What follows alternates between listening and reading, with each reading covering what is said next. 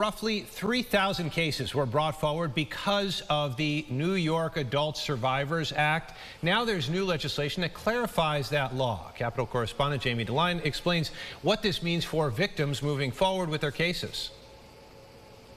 The Adult Survivors Act went into effect back in 2022. It gave sexual assault survivors 1 year to sue their abusers in a civil case if the statute of limitations expired. However, in one of these cases, a judge's interpretation of the law wasn't what lawmakers had intended. When a plaintiff against a prison system brought a case in Wayne County, the judge misinterpreted the law and threw the case out, saying, oh no, you have to file a notice of claim. Michael Polenberg, Vice President of Government Affairs at Safe Horizon, explains what that means. And what is a notice of claim? It's what you do when you file against a civil litigation against a public entity, whether it's a school, whether it's a government, whether it's a prison.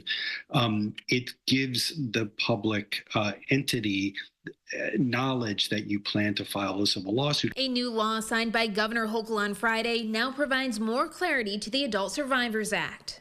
We are happy that the governor has signed this legislation to make it very clear that somebody wouldn't have had to file a notice of claim before suing under the Adult Survivors Act. Assemblymember Rosenthal shares a message for other plaintiffs whose case may have been similarly impacted. The window has closed, but if someone has found that their case was thrown out of court based on the non-filing of a notice of claim, which wasn't necessary, they should look to revive their case. Reporting in Albany, I'm Jamie DeLine.